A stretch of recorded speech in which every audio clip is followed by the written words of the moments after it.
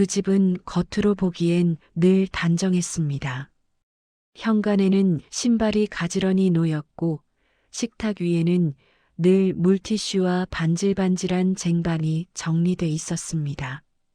누가 보면 참 살림 잘하는 집이라고 했을 겁니다. 하지만 저는 그 단정함이 편안해서가 아니라 숨막히는 규칙에서 나온다는 걸 결혼하고 얼마 지나지 않아 알았습니다. 아침은 늘 같은 순서였습니다. 저는 해가 완전히 뜨기 전에 일어났고 물을 올리고 밥을 안치고 시어머니가 드실 반찬부터 꺼냈습니다. 시어머니는 늦게 일어나도 괜찮았고 저는 늦게 일어나면 안 됐습니다. 누구도 그 이유를 설명하지 않았습니다. 그저 며느리니까라는 말이 집안 공기처럼 당연하게 퍼져 있었습니다.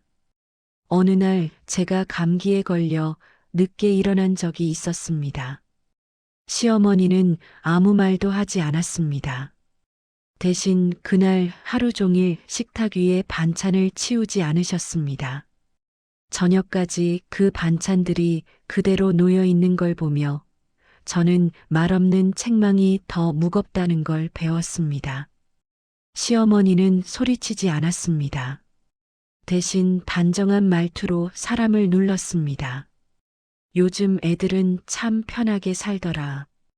우리 때는 아파도 손 놓는 법이 없었어. 그 말이 제게 직접 꽂히지 않는 척 늘 요즘 애들이라는 말로 둘러졌습니다. 그런데 이상하게도 그 말들이 끝나면 제 손이 더 빨라졌습니다. 마치 제가 요즘 애들이 아니라는 걸 증명해야 하는 것처럼요. 시누이는 주말마다 들렀습니다. 문을 열고 들어오면서부터 집안을 훑어봤습니다.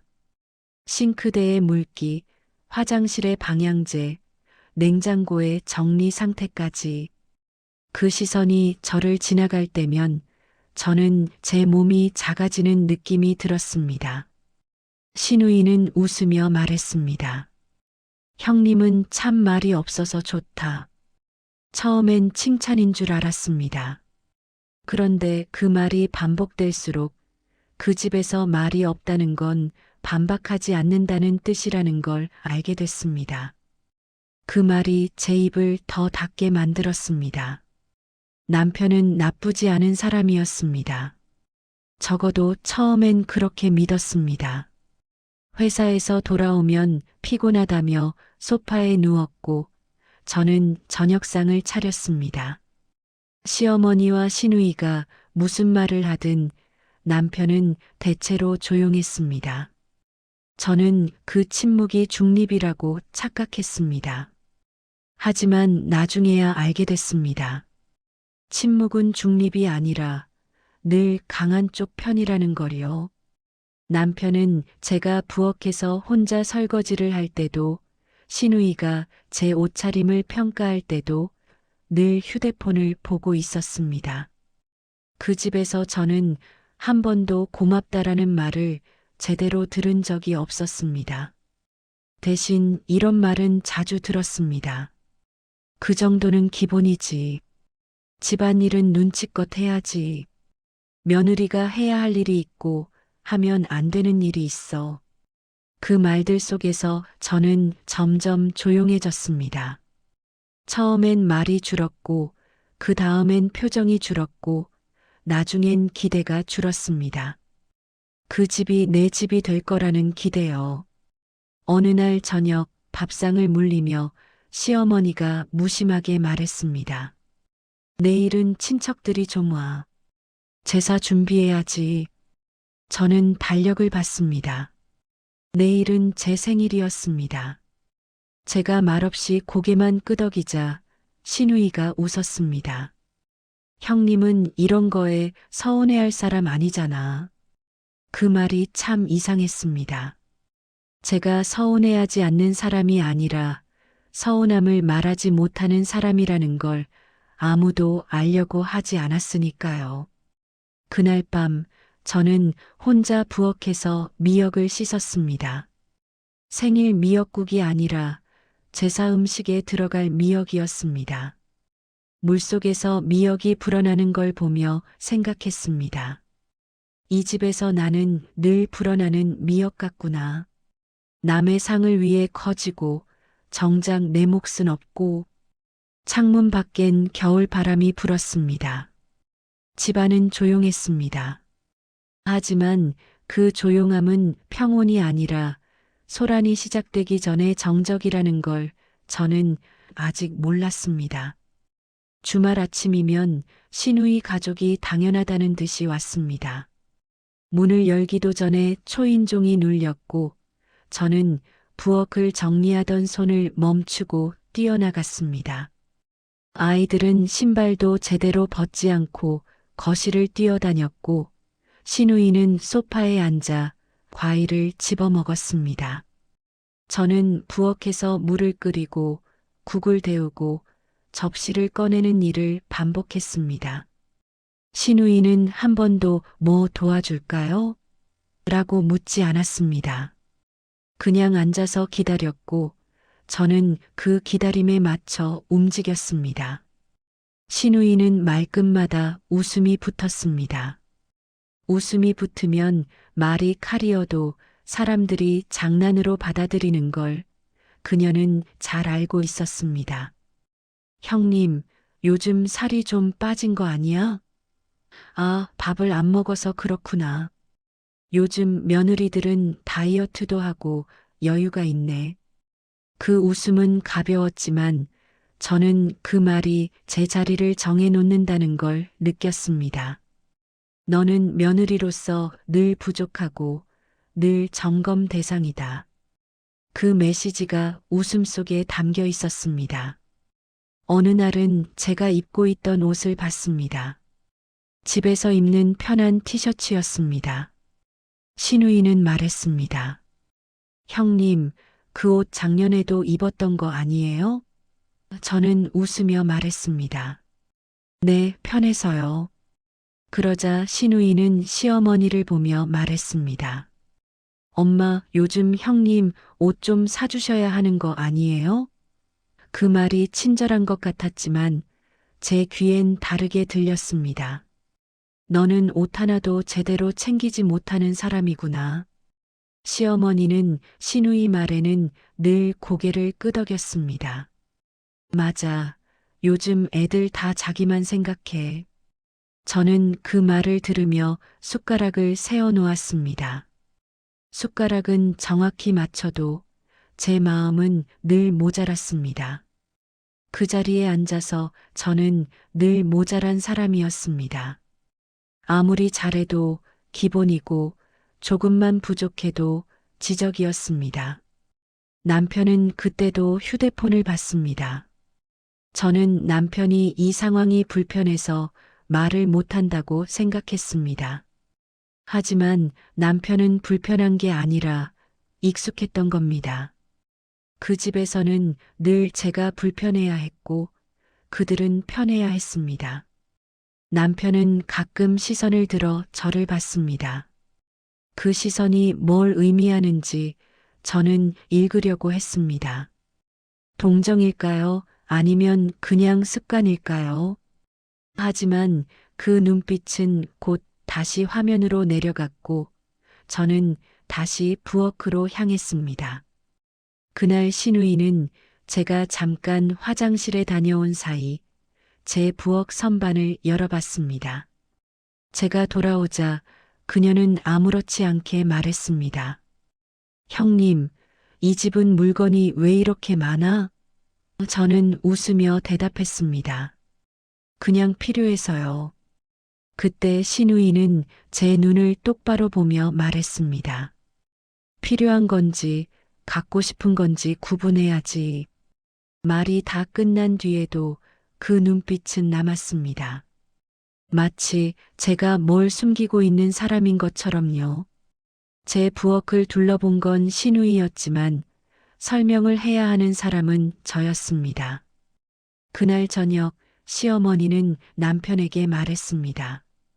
너희 아내 돈 관리는 제대로 하는 거냐? 남편은 당황한 듯 웃었습니다. 엄마, 왜 그래?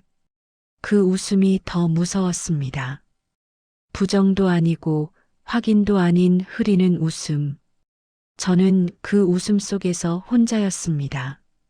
저는 그날 처음으로 알았습니다. 그 집에서는 내 편이라는 게 존재하지 않을 수도 있다는 것을요. 며칠 뒤 시어머니는 제게 장을 보라고 하며 봉투 하나를 내밀었습니다. 봉투 안에는 현금이 들어 있었습니다. 이걸로 재료 사와. 영수증은 꼭 챙기고. 그 말투는 부탁이 아니라 지시였고 감시였습니다. 저는 고개를 끄덕이며 봉투를 받아들었습니다. 봉투의 두께는 생각보다 얇았습니다. 이 돈으로 제사상과 주말 손님상까지 차리라는 뜻이었습니다. 제가 손으로 만져보니 대충 계산이 됐습니다. 이 돈으로는 부족할 거라는 걸요. 마트에서 장을 보며 저는 계산을 반복했습니다. 더 싼 걸 고르고 덜 사야 할 걸 골랐습니다. 어떤 반찬은 포기했고 어떤 과일은 작은 걸로 바꿨습니다.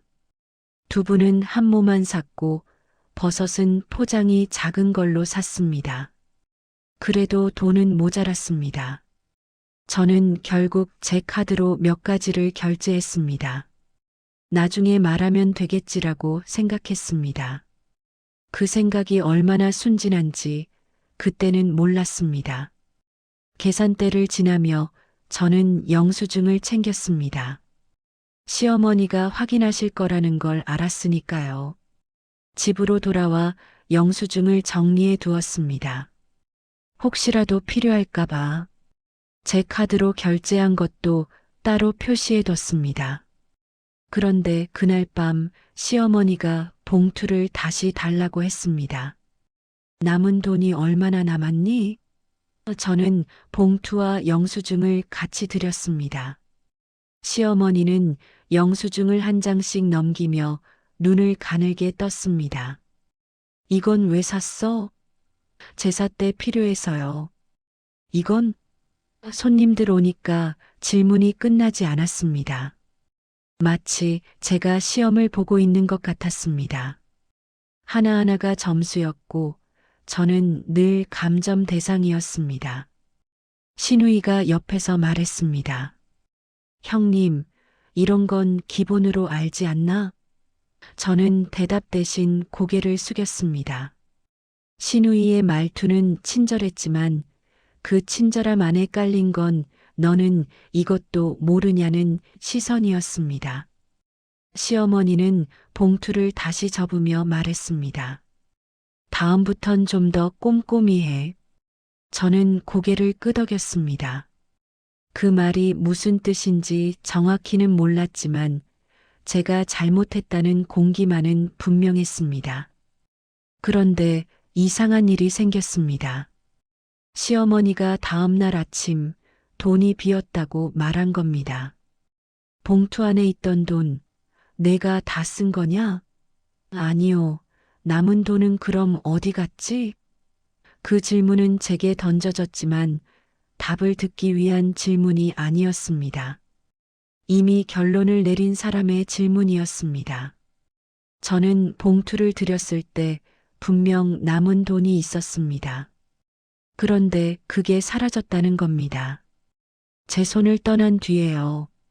저는 조심스럽게 말했습니다. 제가 드렸을 때 남은 돈이 있었어요. 시어머니는 고개를 저었습니다. 없었어. 그 짧은 대답이 모든 걸 끝냈습니다. 저는 더 이상 말하지 못했습니다. 그날부터 집안의 공기가 달라졌습니다. 시어머니는 제 가방을 훑어보는 눈을 감추지 않았고 시누이는 친척에게 전화를 걸며 웃었습니다.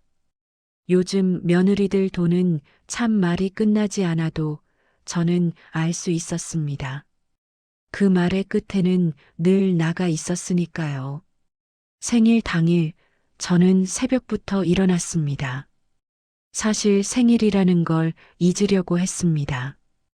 잊으면 덜 서운하니까요. 하지만 몸은 정직했습니다. 전날 밤 제대로 자지 못한 탓인지 손이 자꾸 떨렸습니다.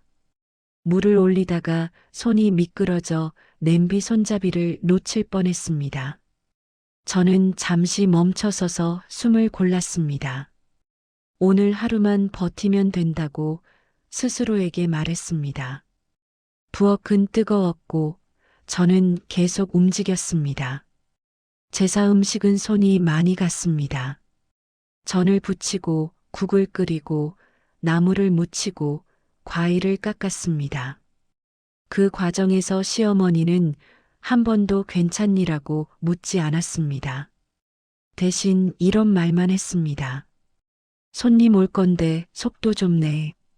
저는 고개를 끄덕이며 손을 더 빨리 움직였습니다. 부침개를 뒤집다가 기름이 손등에 튀었습니다. 하지만 저는 소리를 내지 않았습니다. 그 집에서 아픔을 표현하는 건 나약함을 드러내는 일이었으니까요. 저는 찬물에 손을 담갔다가 다시 일을 계속했습니다. 점심 무렵 친척들이 하나둘 들어왔습니다. 모두가 거실에 앉아 웃고 떠들었습니다. 저는 부엌과 거실 사이를 계속 오갔습니다. 국그릇을 나르고 접시를 채우고 물을 따르고 휴지를 챙겼습니다. 그때 시누이가 큰 소리로 말했습니다. 어머, 오늘이 형님 생일이지? 저는 순간 멈칫했습니다. 시누이는 웃으며 시어머니를 봤습니다.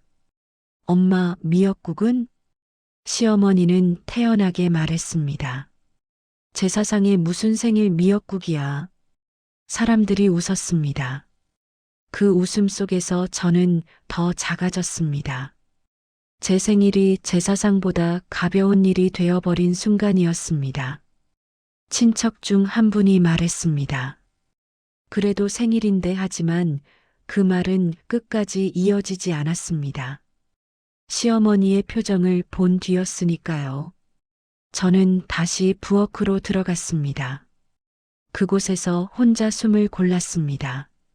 저는 설거지를 하며 창밖을 봤습니다. 하늘은 맑았습니다. 오늘이 제 생일이라는 게 믿기지 않았습니다. 생일은 축하받는 날이 아니라 더 일하는 날이 된 거였습니다. 그날 저녁 문제가 터졌습니다. 시어머니가 갑자기 봉투 이야기를 꺼냈습니다. 아까 그 돈 말이다. 이상하지 않냐? 거실의 공기가 멈췄습니다. 친척들 눈이 저를 향했습니다. 시누이가 웃으며 말했습니다. 형님이 설마 그럴 리가. 하지만 그 웃음은 이미 방향을 정하고 있었습니다. 설마라는 말 속에는 그럴 수도 있다는 여지가 남아 있었으니까요. 남편은 그때도 말이 없었습니다. 저는 남편을 봤습니다. 눈으로 신호를 보냈습니다. 여보, 뭐라도 말해줘. 하지만 남편은 고개를 돌렸습니다. 그 침묵이 제 목을 조여왔습니다. 저는 그 자리에서 혼자였습니다. 생일도 변명도 편도 없이요. 시어머니는 친척들 앞에서 영수증을 펼쳤습니다. 마치 증거를 제시하듯이. 여기 봐라. 분명히 돈이 부족해. 그런데도 더 샀다는 거잖아. 저는 조용히 말했습니다. 제가 제 카드로 결제한 게 있어요. 그 말이 끝나기도 전에 시누이가 끼어들었습니다. 형님 카드로요? 왜요? 엄마가 준 돈이면 그 돈으로 해야지. 시어머니는 그 말을 기다렸다는 듯이 말했습니다. 그러니까 왜 굳이 내 카드로 했어? 그게 더 이상하지. 그 순간 저는 알았습니다. 제가 무슨 말을 해도 이미 의심은 사실이 되어버렸다는 걸요. 저는 다시 설명했습니다. 돈이 모자라서 필요한 걸 제 카드로. 시어머니는 손을 저었습니다.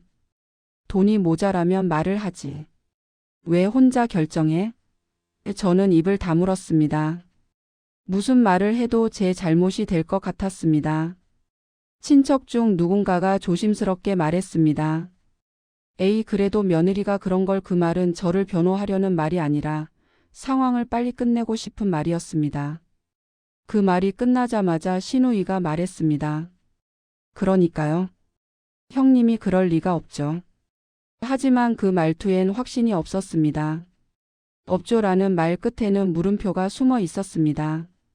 시어머니는 마지막 한마디를 던졌습니다. 돈은 가족끼리도 확실해야 한다. 그 말이 끝나자 저는 제 안에서 무언가가 차갑게 식는 걸 느꼈습니다. 이 집에서 나는 가족이 아니었습니다. 관리 대상이었고 의심 대상이었습니다. 저는 그 자리에 서 있었습니다. 입을 열면 변명이 되고 입을 닫으면 인정이 되는 자리. 어떤 선택을 해도 제가 지는 구조였습니다. 친척 한 분이 일어서며 말했습니다. 오늘 수고 많았어요. 그 말이 위로가 아니라 마무리였습니다. 사람들이 하나둘 나가고 저는 그 자리에 남았습니다. 시어머니는 방으로 들어갔고 신우이는 마지막으로 저를 보며 말했습니다. 형님, 오늘 일은 좀 생각해봐요. 무엇을 생각하라는 건지 물어보고 싶었지만 저는 말하지 못했습니다. 신우이가 나간 뒤 저는 혼자 식탁에 앉았습니다. 집 안은 조용했습니다. 그 조용함 속에서 제 심장 소리만 들렸습니다. 빠르고 불규칙하고 무너져 내리는 소리였습니다. 저는 생각했습니다. 오늘이 제 생일이었는데 제 생일이 이렇게 끝나는구나. 아무도 축하하지 않았고 아무도 미안해하지 않았고 저는 오히려 죄인처럼 서 있었습니다. 창밖은 어두워지고 있었습니다. 저는 그 어둠 속에 앉아 있었습니다. 움직일 힘도 말할 용기도 남아있지 않았습니다. 그날 밤 친척들이 돌아간 뒤 남편이 말했습니다. 엄마도 요즘 예민해서 그래. 그 말이 남편이 할 수 있는 최선의 말이었을까요? 저는 남편을 봤습니다.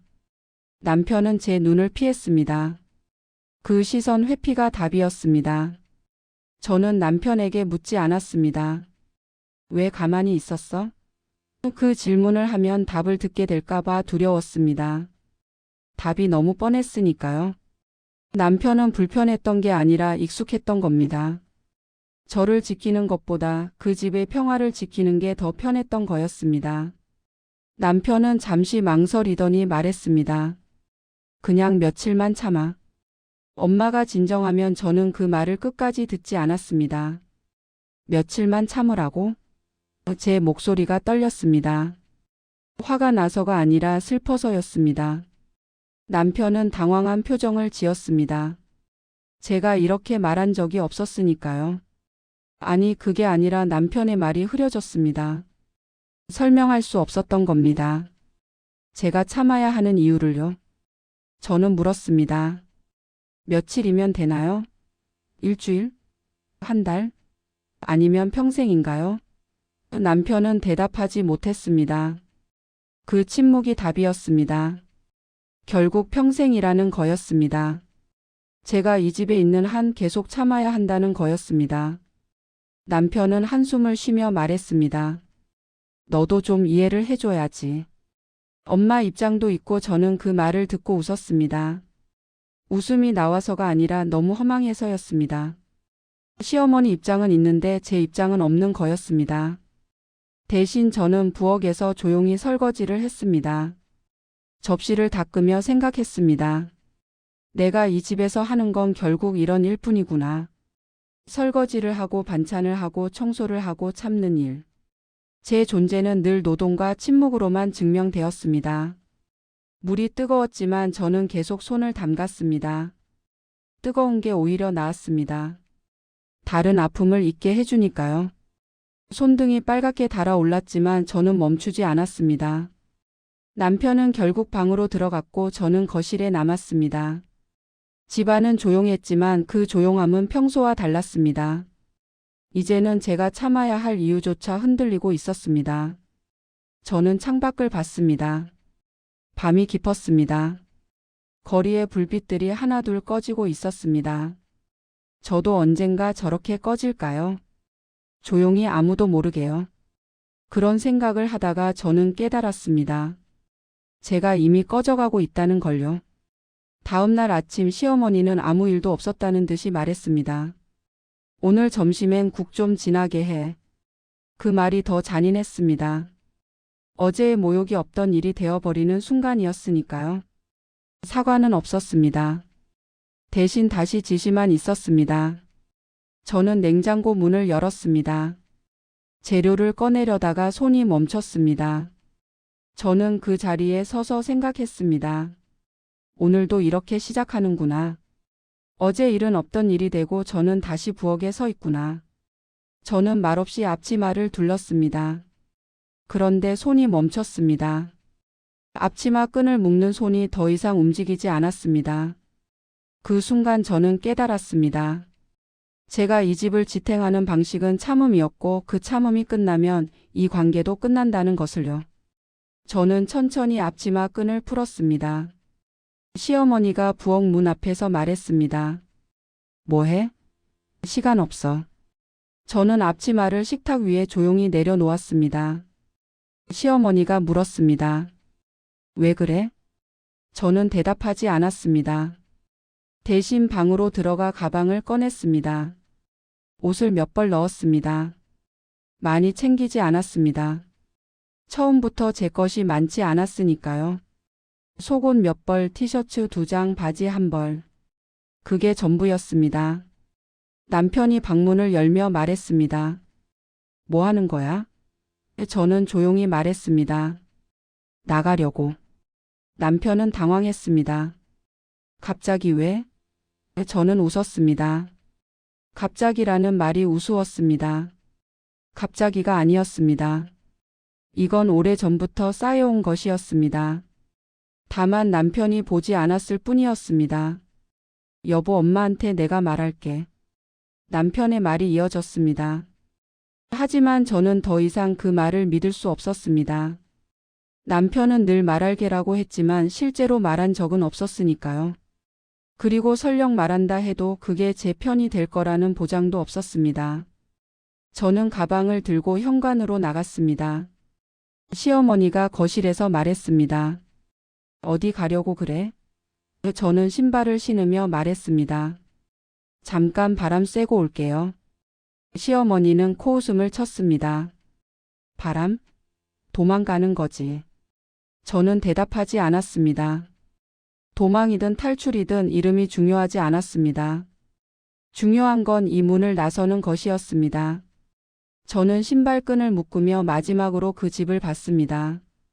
단정한 거실, 정리된 현관, 깨끗한 식탁.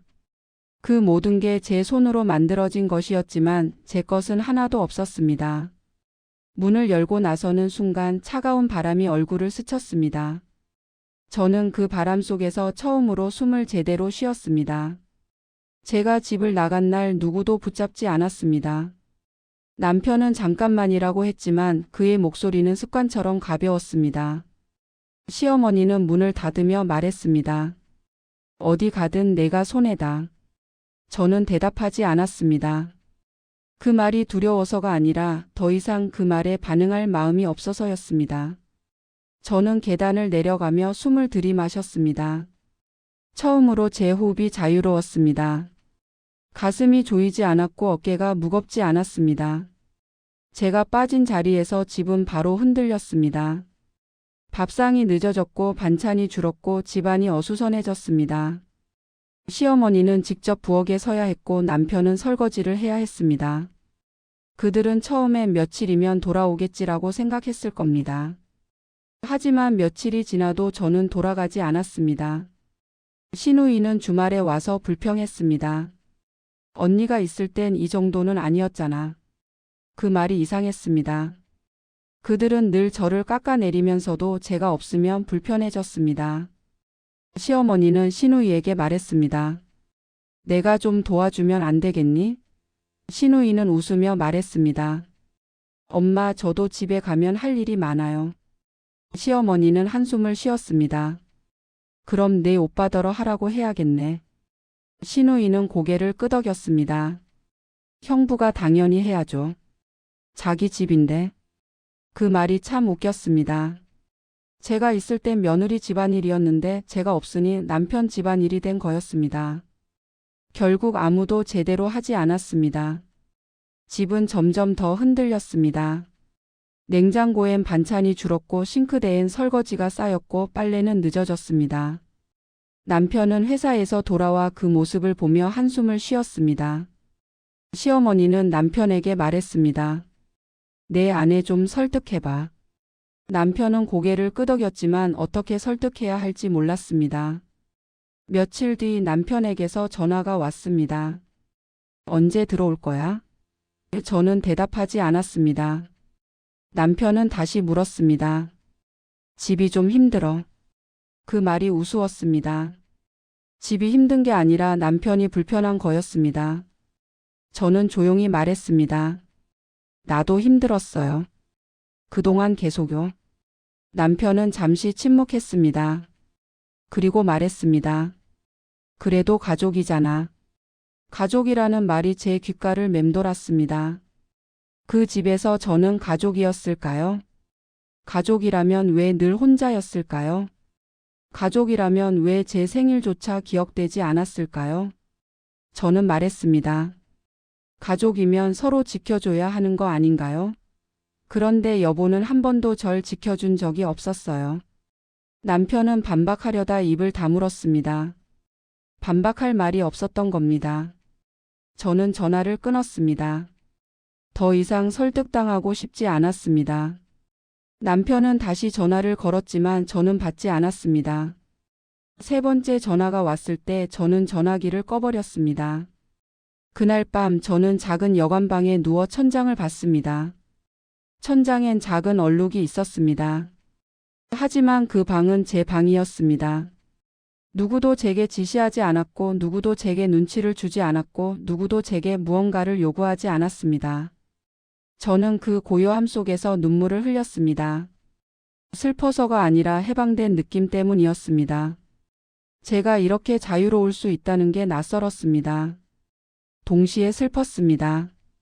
왜 이렇게 오래 참았을까? 왜 진작 나오지 못했을까? 며칠 뒤 남편에게 연락이 왔습니다. 문자였습니다. 그 돈 다른 데서 나온 것 같아. 저는 그 문자를 보고 전화를 걸었습니다. 남편은 조심스럽게 말했습니다. 엄마가 숨겨둔 비상금이 누나한테 간 것 같아. 시어머니가 숨겨둔 비상금이 시누이 쪽으로 들어간 흔적이 드러났다는 말이었습니다. 저는 조용히 물었습니다. 그래서요? 남편은 당황한 듯 말했습니다. 그러니까 내 잘못이 아니었다는 거잖아. 저는 웃었습니다. 이제 와서 제 잘못이 아니라고 하시는 거예요? 남편은 말을 잇지 못했습니다. 저는 계속 말했습니다. 그때 친척들 앞에서 저한테 그렇게 말했을 때는요? 저를 의심했을 때는요? 처음엔 실수라고 했답니다. 다음엔 착각이라고 했답니다. 마지막엔 그럴 수도 있지라고 했답니다. 그들은 끝까지 사과를 말하지 않았습니다.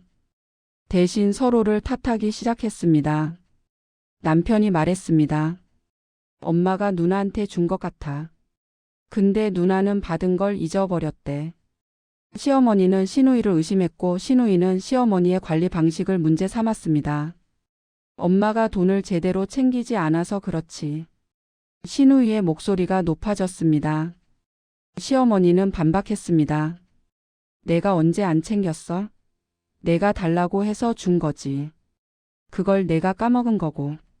그 대화가 계속되는 동안 저는 한 번도 언급되지 않았습니다. 제가 억울했던 것, 제가 모욕당했던 것, 그건 아무도 말하지 않았습니다. 제가 없으니 그 의심은 이제 서로를 향했습니다. 남편은 전화로 말했습니다. 미안해. 내가 몰랐어. 저는 조용히 물었습니다. 몰랐던 게 뭔데요? 엄마가 저를 의심한 것? 아니면 여보가 가만히 있었던 것? 남편은 대답하지 못했습니다. 저는 계속 말했습니다. 여보는 알고 있었어요. 다 보고 있었잖아요. 그런데 아무 말도 안 했죠. 그게 더 아팠어요. 남편은 말끝을 흐렸습니다. 그냥 미안해. 저는 깊게 숨을 들이마셨습니다. 미안하다는 말은 그때 했어야 해요. 제가 친척들 앞에서 죄인처럼 서 있을 때요. 제가 생일날 제사 음식 만들고 있을 때요. 그때 했어야 의미가 있는 거예요. 남편은 아무 말도 하지 못했습니다. 그게 인과응보였습니다. 제가 받았던 시선이 이제 그들 사이에서 돌아다니기 시작한 겁니다. 시어머니는 시누이를 의심했고 시누이는 시어머니를 원망했고 남편은 그 사이에서 흔들렸습니다. 제가 그 자리에 없으니 그들은 서로를 탓할 수밖에 없었습니다. 저를 탓할 때는 하나로 뭉쳤던 그들이 이제는 서로를 향해 칼을 겨누고 있었습니다. 저는 그 소식을 들으며 아무 감정도 느끼지 못했습니다. 복수의 쾌감도 동정의 마음도 없었습니다. 그저 텅 빈 느낌만 있었습니다. 그 사람들이 제 삶에서 이미 멀어졌다는 느낌이었습니다. 저는 전화를 끊고 창밖을 봤습니다. 비가 내리고 있었습니다. 빗소리를 들으며 저는 생각했습니다. 이제 끝났구나. 정말로 끝났구나. 그 생각이 무겁지 않았습니다. 오히려 가벼웠습니다. 남편이 마지막으로 찾아왔습니다. 제가 머물고 있던 여관 앞이었습니다. 오해였어. 엄마도 미안하대. 저는 조용히 말했습니다. 미안하다는 말은 내가 그 자리에서 죄인처럼 서 있을 때 했어야 해요. 남편은 아무 말도 하지 못했습니다. 예전 같았으면 저는 그 침묵을 참았을 겁니다. 하지만 이제는 다릅니다. 침묵은 대답이 아니라 선택이라는 걸 알게 됐으니까요. 남편의 침묵은 늘 강한 쪽을 선택하는 침묵이었습니다. 남편이 말했습니다. 그래도 다시 시작할 수 있잖아. 저는 고개를 저었습니다. 다시 시작하려면 끝이 있어야 해요. 그런데 그 집에서는 끝이 없었어요. 늘 제가 참아야 했고, 늘 제가 이해해야 했고, 늘 제가 기다려야 했어요. 남편은 입술을 깨물었습니다. 반박할 말이 없었던 겁니다. 제 말이 거짓이 아니라는 걸 남편도 알고 있었으니까요. 저는 계속 말했습니다. 여보는 한 번도 제 편이 되어준 적이 없어요. 엄마가 저를 깎아내릴 때, 시누이가 저를 평가할 때, 친척들이 저를 의심할 때 여보는 늘 가만히 있었어요. 남편이 말했습니다. 나도 힘들었어. 사이에서. 저는 그 말을 듣고 웃었습니다. 사이에 있었던 게 아니에요. 여보는 늘 저쪽에 있었어요. 엄마 편, 누나 편. 제 편은 한 번도 아니었어요. 남편은 마지막으로 물었습니다. 그럼 우리는? 저는 잠시 생각했습니다. 우리라는 말이 참 낯설었습니다. 그 집에서 우리는 늘 남편의 가족을 의미했고 저는 그 밖에 있었으니까요. 저는 조용히 말했습니다. 우리는 없었던 것 같아요. 여보는 늘 엄마 편이었고 저는 늘 혼자였어요. 그게 우리의 전부였어요. 남편의 얼굴이 일그러졌습니다. 하지만 저는 더 이상 남편의 표정을 읽으려 하지 않았습니다. 그럴 필요가 없었습니다. 저는 돌아가지 않았습니다. 그 집은 더 이상 가족이라는 이름으로 저를 묶을 수 없었습니다. 친척들은 수군거렸을 겁니다. 며느리가 집을 나갔대. 요즘 애들은 남편이 불쌍하지. 그 말들이 들리지 않는 건 아니었습니다. 하지만 더 이상 저를 흔들지 못했습니다. 제가 그 말들보다 더 중요한 걸 찾았으니까요. 바로 저 자신이었습니다. 저는 작은 방을 얻었습니다. 창문이 큰 방이었습니다. 아침이면 햇빛이 들어왔고 저녁이면 노을이 보였습니다. 그 방에서 저는 처음으로 제 시간을 가졌습니다. 아무도 지시하지 않았고 아무도 감시하지 않았고 아무도 평가하지 않았습니다. 저는 그 고요함 속에서 천천히 숨을 쉬었습니다. 아침에 늦게 일어나도 괜찮았고 밥을 안 해도 괜찮았고 설거지를 미뤄도 괜찮았습니다. 그 자유가 처음엔 낯설었습니다. 하지만 점점 익숙해졌습니다. 저는 그 방에서 새로운 일을 시작했습니다. 작은 카페에서 일했습니다. 손님들은 제게 감사합니다 라고 말했습니다. 그 말이 얼마나 소중한지 그때 알았습니다. 인정받는다는 게 얼마나 큰 힘이 되는지요. 사장님은 제게 수고했어요라고 말했습니다. 그 한마디가 그 집에서 몇 년을 살며 듣지 못한 말이었습니다. 어느 날 저녁 카페 문을 닫고 집으로 돌아가는 길이었습니다. 거리엔 불빛이 켜지고 있었습니다. 저는 그 불빛을 보며 생각했습니다. 나도 저렇게 빛나고 있구나. 꺼지지 않고 계속 빛나고 있구나. 그날 며느리라는 이름으로 버텨온 세월이 멈췄고 그 멈춤 이후에 비로소 제 인생이 시작되었습니다. 늦었지만 잃지 않았습니다. 제 존엄을요. 제 선택을요. 그리고 다시 시작할 용기를요. 저는 이제 압니다. 가족이라는 이름으로 참는 것보다 혼자라도 존중받는 게 더 낫다는 걸요. 그리고 진짜 가족은 피가 아니라 서로를 지켜주는 마음에서 시작된다는 걸요. 오늘도 그 시절 이야기의 드라마를 시청해 주신 여러분들께 감사의 인사를 드립니다. 그 시절 이야기는 하루하루 고된 삶을 살았던 우리네 어머니들을 위한 드라마입니다. 재미있게 감상하셨다면 구독과 좋아요를 눌러주시고 다음에 올리게 될 드라마를 기대해 주십시오.